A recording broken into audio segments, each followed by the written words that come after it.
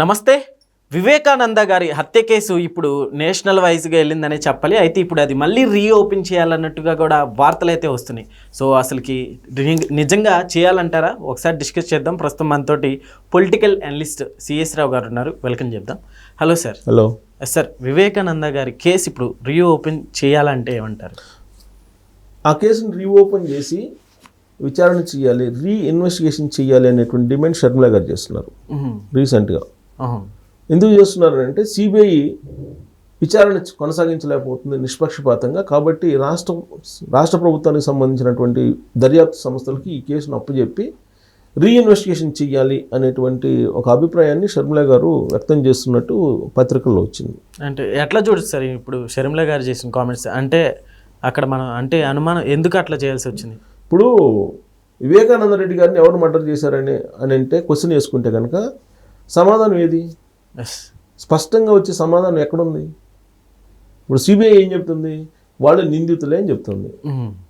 అవినాష్ రెడ్డి కానీ, భాస్కర్ రెడ్డి కానీ, లేదంటే శివశంకర్ రెడ్డి కానీ, ఇలాంటి వాళ్ళందరూ కూడా నిందితులే అని చెప్తున్నారు ఆ షార్ట్ షీట్లో.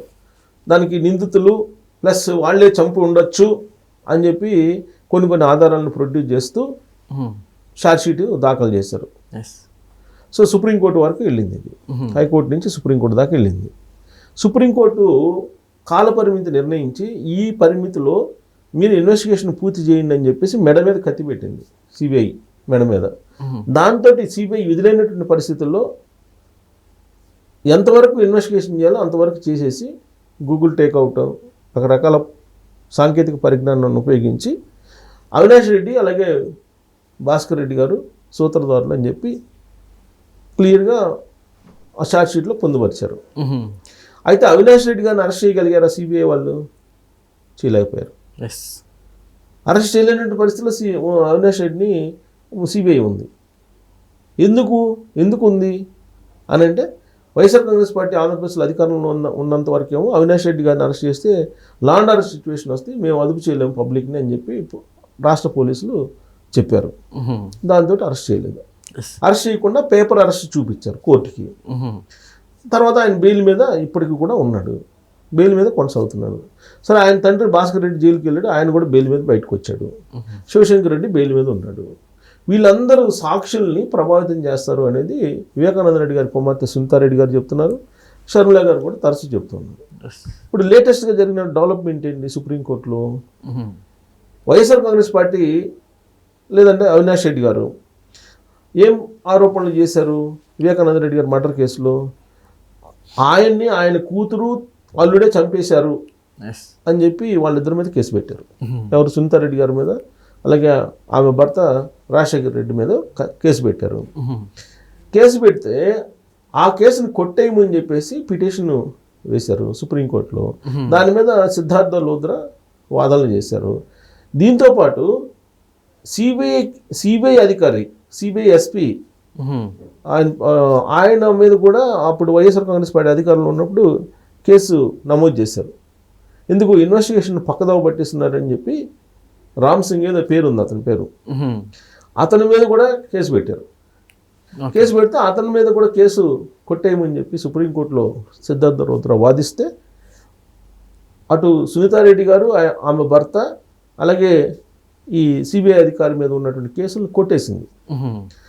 కొట్టేసి మీరు వేసినటువంటి పిటిషన్ కరెక్ట్ కాదు, ఈ కేసులో వాళ్ళ ప్రమేయం లేదు, పైగా రామ్ సింగ్ అనే అతను సక్రమంగానే ఇన్వెస్టిగేషన్ చేస్తున్నటువంటి క్రమంలో ఆ రోజు కడప పోలీసులు అతన్ని అరెస్ట్ చేసేటువంటి ప్రయత్నం చేసి కేసు పెట్టారు. కేసు పెట్టి అరెస్ట్ చేసే ప్రయత్నం చేశారు. కాబట్టి ఇది తప్పు, నమ్మశక్యంగా లేదు, వీళ్ళ మీద కేసు పెట్టడం అనేది ఆధారాలు లేవు అని చెప్పి కొట్టేసింది. Yes sir. అయితే ఇప్పుడు రీఓపెన్ చేసినప్పటికీ అన్న అసలుకి ఉపయోగం ఉండిద్ది అంటారా? అదే సిబిఐ ఇప్పుడు కొట్టేసింది, సుప్రీంకోర్టు కొట్టేసిన తర్వాత ఆ సందర్భంగా సిబిఐ ఏమడిగింది సుప్రీంకోర్టు? వివేకానంద రెడ్డి గారి మర్డర్ కేసు విచారణ పూర్తయిందా అని అంటే సిబిఐ ఏం చెప్పింది? మీరు ఆదేశిస్తే మరింత లోతుగా మేము విచారణ చేస్తాము, ఇప్పటి వరకు మీరు ఇచ్చినటువంటి గడువు లోపల మేము ఎంతవరకు చేయగలిగామో అంతవరకు మేము విచారణ చేసాము, మీ ముందు ఉంచాము మొత్తం వివరాలు అని చెప్పారు సిబిఐ వాళ్ళు. అంతవరకు జరిగింది.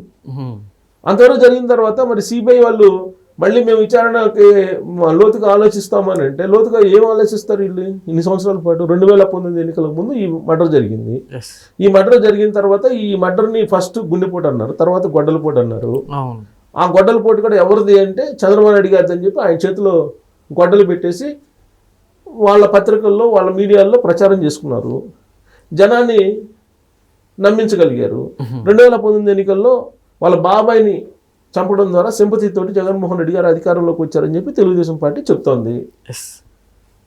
ఇప్పుడు అవినాష్ రెడ్డి గారు ఆ కేసులో అవినాష్ రెడ్డి గారి తండ్రి కీలకంగా ఉన్నారనేది సిబిఐ వాళ్ళు ఛార్జ్షీట్ వేశారు. మరి వాళ్ళని అరెస్ట్ కాకుండా కాపాడుతుంది ఎవరంటే జగన్మోహన్ రెడ్డి గారు కాపాడుతున్నారు అనేది తెలుగుదేశం పార్టీ చెప్తోంది. ఎలా కాపాడగలుగుతున్నారంటే కేంద్రంలో ఉన్నటువంటి బీజేపీ వాళ్ళ అభయహస్తం ఉంది పెద్దలది, అందువల్ల వీళ్ళని కాపాడగలుగుతున్నారు అని అంటున్నారు. అంటే ఈ మొత్తం చూస్తే కనుక కేంద్ర ప్రభుత్వం ఆధీనంలో ఉండేటువంటి దర్యాప్తు సంస్థ సిబిఐ, అలాగే కేంద్ర ప్రభుత్వ పెద్దల యొక్క ఆశీస్సులతో నడిచేటువంటి సంస్థ చేతిలో ఇవన్నీ ఉన్నాయి. కాబట్టి ఈ ఇన్వెస్టిగేషన్ ముందుకు పోదు అనేటువంటి అభిప్రాయానికి షర్మిల గారు వచ్చి ఉండొచ్చు.